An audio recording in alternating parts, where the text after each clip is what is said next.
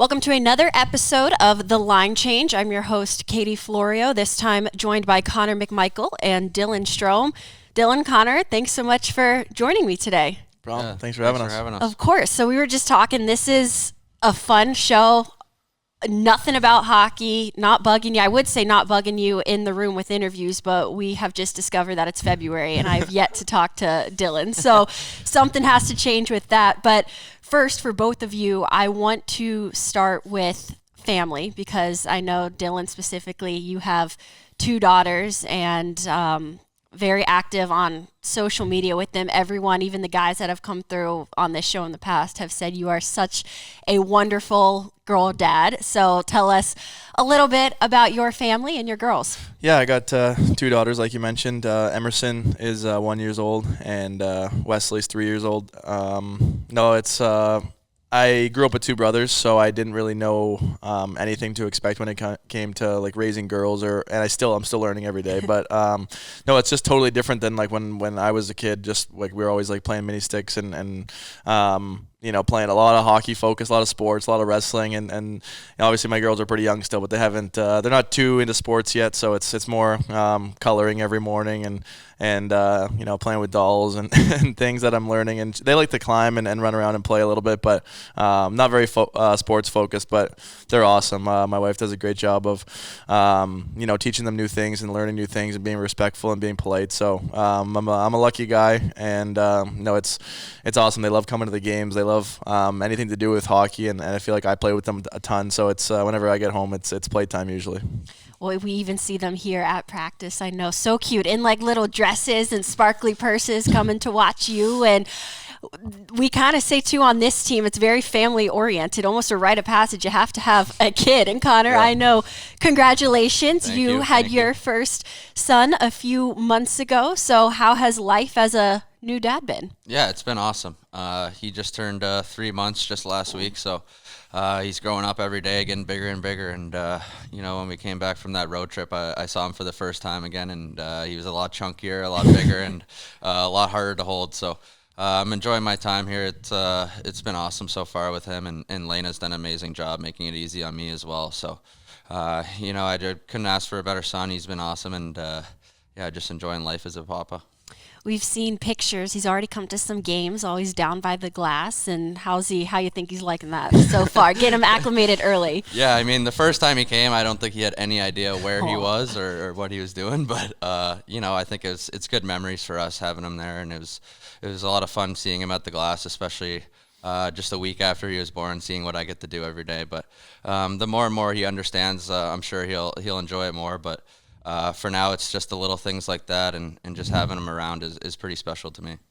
Well, you have a lot of guys on your team with kids, with families. Are you going to guys like this who have been through the process and learning not just fatherhood, but life right now? You have a child in the middle of this season, balancing that life on the road. Like you just said, you probably don't realize when you're with them every day, but then you're gone for 12 days, how much a little baby like that really can change in that amount of time. Yeah, 100%. I remember when we first found out we were pregnant, I was asking the guy so many questions. I didn't know anything. The first thing about being a father or having a kid, I always tell a funny story that I just found out a couple months ago that babies can't drink water. So just little things like that I had no idea about. So Stromer's been great. Anything I ask him, he always has an answer. And like you said, it's a rite of passage on this team to be a dad, and the guys are great with it. Any questions I have, they're always supportive, so it's been awesome. Well, very family-oriented team, and along those lines, lots of dogs, lots of pets. I know you guys do the canine shoot as well, and you both have dogs of your own who I'm sure are like second children as well. So Dylan, back to you. What's going on in your household? Oh, yeah, I got a pretty crazy household, like I said, with a 3-year-old and a 1-year-old, and then I got two golden retrievers. Benny's turning 3 in March, and Ollie's turning 2 in March, both golden retrievers. And they definitely have got a little bit less attention, I feel like, since the kids are growing up and running around. But it's good to have two. I feel like we were kind of debating on if we should get a second one, but it's a little bit more work, but I feel like it's almost less work in a sense because they just play with each other all the time. So it's no, you don't. You never feel like they're they're lonely or whatever, because anytime they're getting hyper or whatever, you just put them out back and they just wrestle with each other and play, and they stay out of the kids' way for the most part, and the kids are really good with them. Like sometimes I'll catch Wesley just going over and giving them a huge hug when they're laying on the floor, and it's super cute to see. So yeah, definitely a huge dog person. Yeah, I had one pretty much my whole life, so no, it's awesome to have them around. They never have a bad day. So anytime you get home, if you have a bad day, it's pretty quick to get a huge hug from your dogs when you walk in the door, and just keeps your mood good all the time. And no, definitely thankful to have them around. They don't care if you won, lose, had a hat trick, had a terrible game. No, they don't care. Come in and just wagging their tail. Yeah. Happy to see you. And you have one as well, Connor, right? Yeah, I got a black lab named Knight. He's 3 years old, and same thing. I come home from a bad game, good game. He has no idea what's going on. He just wants to play, and for me to take him outside on a walk. So yeah, he's great. I think Is it night after London night, or is it? Yeah, it is actually. Unbelievable. So the backstory on that is me and Lena met when I was playing on the London Knights. Okay. And then when she moved in with me here, we were talking about getting a dog, and we found a black lab that we were pretty set on, and we started thinking of names, and we thought, why not Knight? Because we both met in London. I played on the Knights, a little connection there. So we brought him home and named him Knight, and ever since then, guys are always on me about that, naming him after the London Knights. But I think it's pretty cool. That's definitely. Oh, Dylan thinks it's lame. Well, An otter wouldn't think a Knight's cool. along those lines, Charlie definitely has the best. He got into same thing when he met his wife. It was obviously through hockey and stuff like that, but he had a wonderful story of how I think she made the first move, slid in his DMs, and they had some. It was when he was, I think, in Montreal. I don't remember, but she came in with bonjour, or he came in with bonjour or something, and that just led to a wonderful story. But anything out of the ordinary, or just? I mean, I DM Lena. Okay, so it was in the DMs also. It was in the DMs. I slid in the Okay, DMs, yeah. okay. And then we just kept talking for a little bit. I took her on a date to a nice steakhouse, and I sealed the deal. What was the steakhouse? The Keg. The Keg. Keg. It's a big, it's a really nice steakhouse in Canada. It's a hit, so took her there. Okay, good to know. Taking notes. What about you, Dylan? Well, You have a beautiful actually, it's a family. funny story. A little bit of a funny story.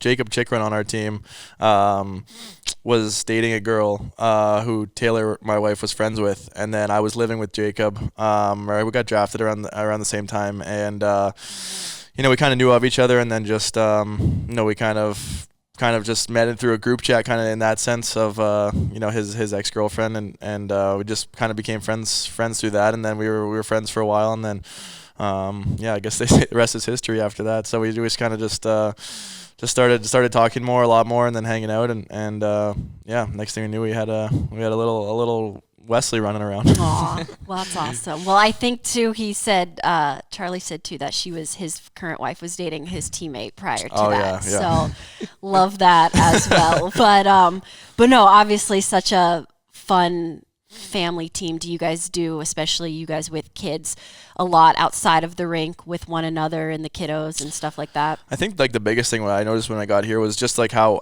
open the team is to having like kids around.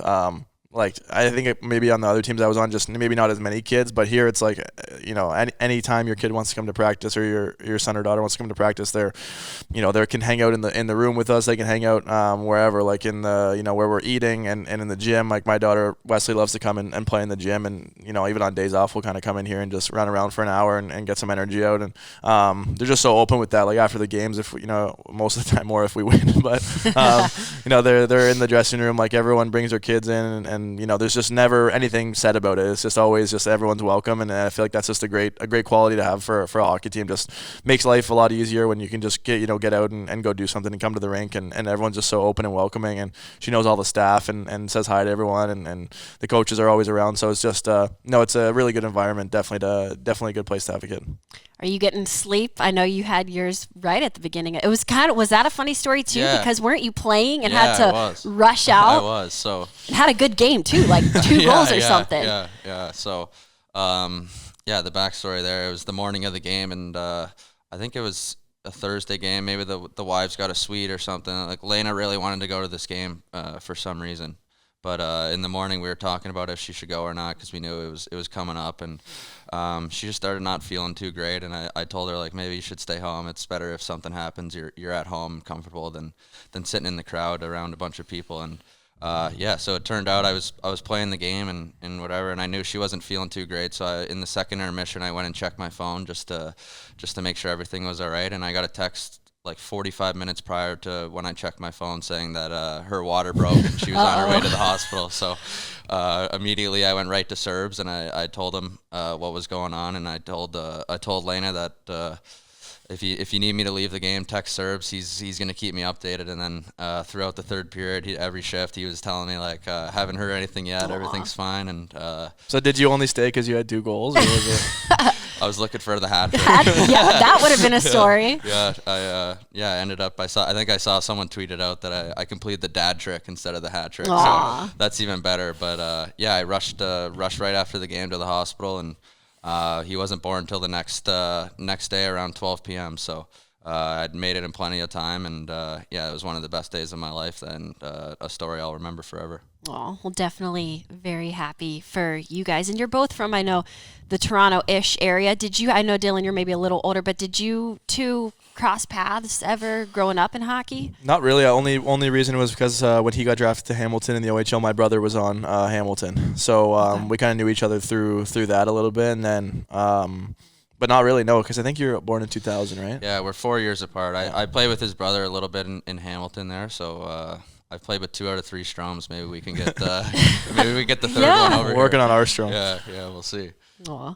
Well, pivoting a little bit because PR does an excellent job of giving me some background info on you guys off of the ice, and something that stuck out and was definitely a conversation starter last time. It led to TVR and Charlie going back and forth over who would make the best Bachelor, was going into television shows and what y'all are watching with your wives and girlfriends and all of that. And Connor, here it says that you have mentioned that you really enjoy the Secret Life of Mormon Wives. Yeah. I mean, so I was really against it at first. This was like, I don't know, I think it was like 2 or 3 months ago. Lena was watching it every night, the first couple episodes, and she kept wanting me to watch it, and I was just so against it because I've seen them on TikTok and what they're all about, and I just didn't think the show was going to be that great. And then one night I was just sitting there, decided to watch just how any guy would, and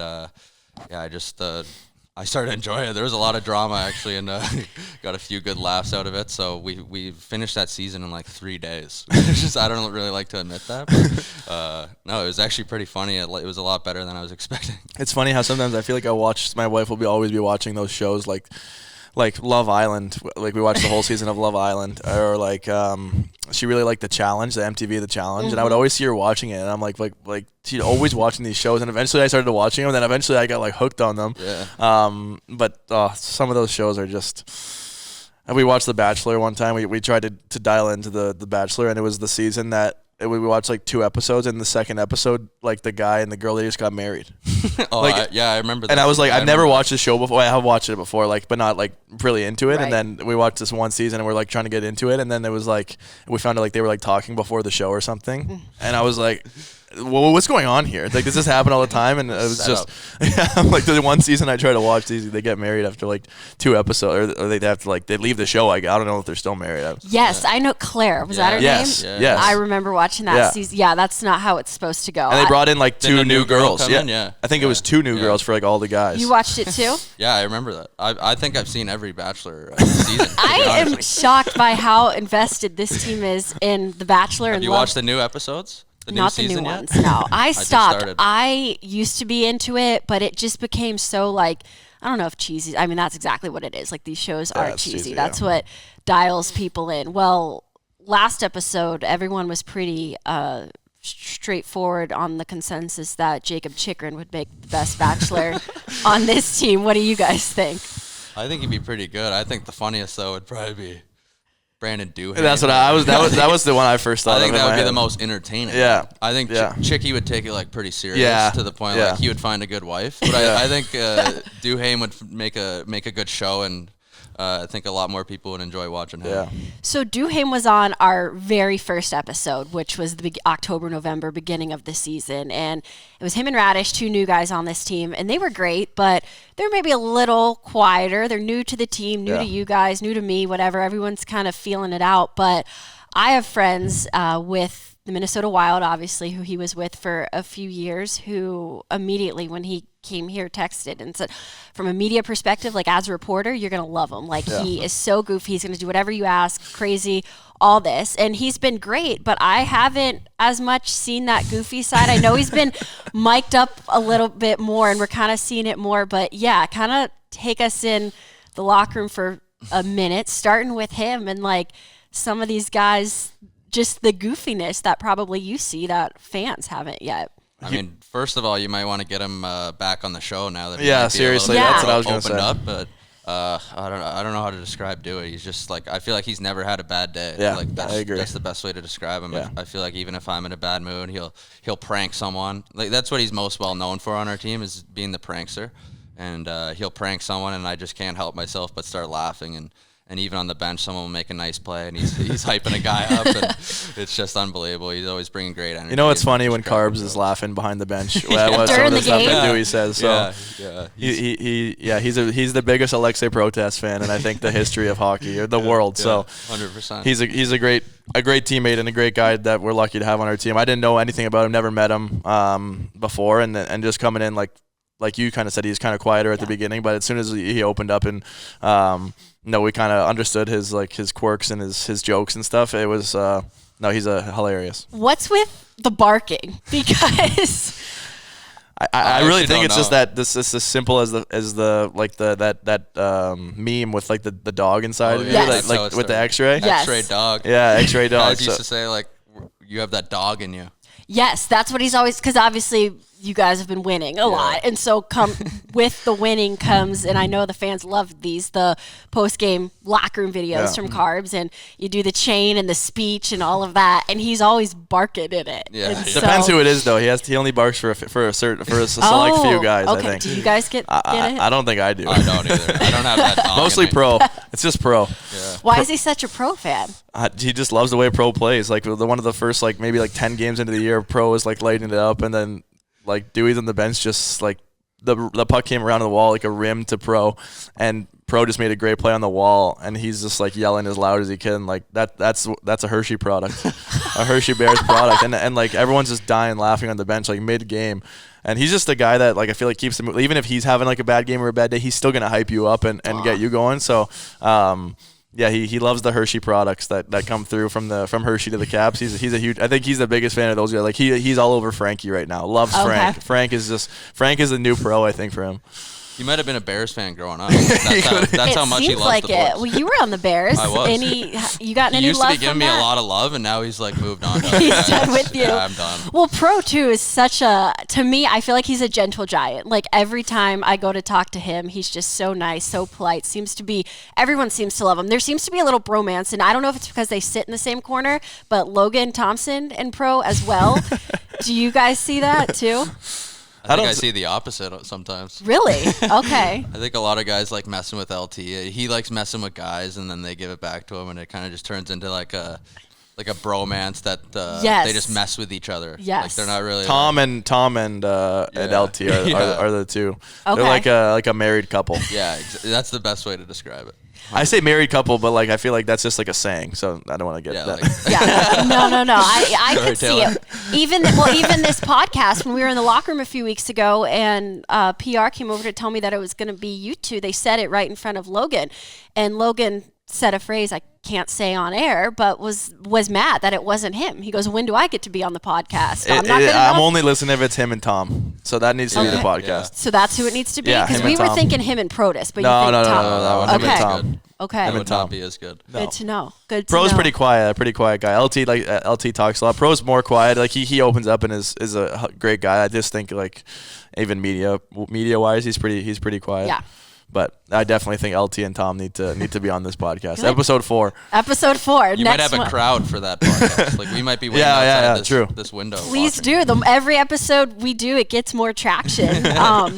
Real quick, back to Duhaime for a second, because once again, maybe it was early in the season, I asked him, because I knew that his prank war started with Marc-Andre Fleury in Minnesota, and when they went to Colorado, I'm sure you saw Fleury ended up getting all his tires off. Like, yes, I don't know how you could beat that. So I asked Duhaime if, he was going to continue that up here, and he played Mr. Good Guy. Nope, I'm not stirring any. I'm stirring the pot with my new team. Nothing. Well, when he's on here, if he comes on again, you should ask him what he was potentially planning for Fleury. Okay. He never went through with it. It was maybe way over the line for sure. But if he executed it to perfection, did he tell you about this one? Yeah, I know about this one. It's way too far over the line, but it would have been hilarious. Can we say it on air or no? No, I don't think so. I don't think so. You might have some people coming after him. He also claimed that he has good style, but apparently the Wild labeled him as like the worst dresser on the team. We feel like we used to get that question a ton, like who like the best dressed, but I feel like they haven't really asked that. I feel like most guys just have the same style that they kind of wear. Like I haven't really noticed Dewey standing out too much, but I haven't noticed that he's been poor decision maker either. He's pretty like even keel. Like he doesn't like go out over the top. But he does he's not wearing like sweatpants every day. Nothing wrong with that. That's why I wear that most days. Most guys just show up in like Lulu stuff. Yeah, pretty much. What about nice game day? stuff. Like the suits, that kind of style. Like, I mean, I'm not the guy to ask about suit style. I got like 5 suits and they're all pretty simple.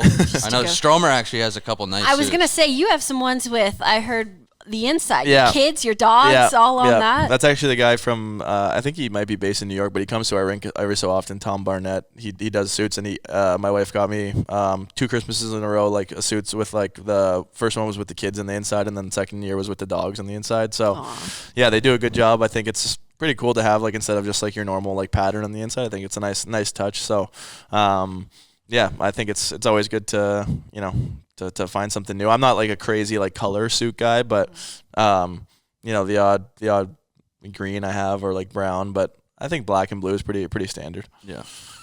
Well, I know we're not really supposed to talk about hockey on this show, but I mean, we have to bring up the fact that the success the team has had this season, going back to even talking about guys like Duhaime and Radish. I mean, when the season started, there was a ton of new faces on this team. And as the season's progressed, not only have, you guys done so well on the ice, but even the videos and stuff like that. I know it's just social media. We're not in the locker room every day, but it does just seem like the culture this year is unbelievable. You guys get along so well. Yeah. Can you you just went on a long 12-day road trip where I'm sure a lot of bonding was done.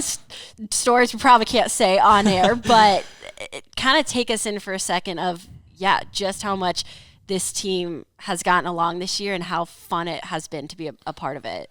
I feel like what do you see on the after the game is like majority of like what's going on, like 90% of the time. So it's a pretty light-hearted group. Like we're all joking around a ton. I feel like this is the closest team that I've ever been on. Just like everyone, like there's never like a riff or anything. Like no one's like arguing with anyone. It's always like if someone's going to grab some beers, it's always a text to all the guys, and whoever wants to come, and like the more the merrier. So I feel like it's just a really, really good group of guys. Like it's a mix of everything. Like you kind of got obviously when everyone goes on the road, you go to dinner with kind of your clique of guys that you always go to dinner with. But anytime there's like a Sunday where we're watching football or there's like something going on, everyone's there's never guys like secluded or never guys like by themselves or anything. So it's a really good group in that sense where everyone's very friendly and like you could go to grab a beer with any guy in the team and have a great time, in my opinion. Oh, I completely agree. Like the other day we went to the rec room, like this little arcade, and we just sat there and we're just playing games, did a little F1 race, and that's just stuff we do. I think like guys hang out and just kill time together and have fun, make some jokes, have a couple beers, and then go to dinner. Like guys are a tight group. I mean, at the start of the year, we went on a little retreat before the season in Columbus, and I think that from that day on, it was we had a tight group. It felt like you knew everyone for seasons. So made a lot of jokes and had a lot of fun. So I think since that little retreat there, we've been rolling and just carried that into the season. You're like the third player that's talked to me about the retreat, and there's always a little chuckle after it. I was thinking of one specific moment on the golf course that I started laughing, thinking of Duhaime. Oh boy, what happened? Is it something we can? Let's just say he had a little bit of an aggressive celebration when the ball went in the hole. Okay. And we rented out almost the whole course. I think at least we thought we did, and it happened to be like they were the only group that there was like members of the course behind them, so they were like watching him celebrating around the hole, and it was a little bit of a sexual celebration, but it was when I heard about it I was crying laughing just because like Johnny was telling us about it, and like he couldn't even say it without like laughing. Yeah. And when someone else laughs a ton, like you can't hold it in. And it was just, I wish I had a video of it, or I wish the camera crew was on that one. That would have been a good one to see again. Well, if I've learned anything today, it's that I should have had him on at the end of the year, because he's definitely seemed to come into himself. So you'd say a jokester on this team. Any other guys like that? Who else would you say is maybe like silly, goofy in this locker room? I think it's hard pressed not to like whenever there's a joke involved. Usually Ovi is like, I feel like pretty much right in the mix with the jokes. So I would say him and Dewey. I think Johnny too a little bit, and then like low key kind of like Charlie will every once in a while is always good for to make everyone die laughing. So he's got the sometimes the funny style going on with the shirt tucked in and the high belt or the cowboy boots or something something going on with Chuck. You're like a new facial hair that he'll just come in one day with like a huge goatee or something. Just he's always keeping it light. So I feel like those four stick out. What was with him? What was with singing Talladega, right? After that was like a mystery in the media for a while, and no one could figure it out. They were like, they didn't know why we were singing that song, but obviously now it's out there that it's his cover of the. I guess he had like a little band when he was in the Minnesota Boys. Yeah, Minnesota.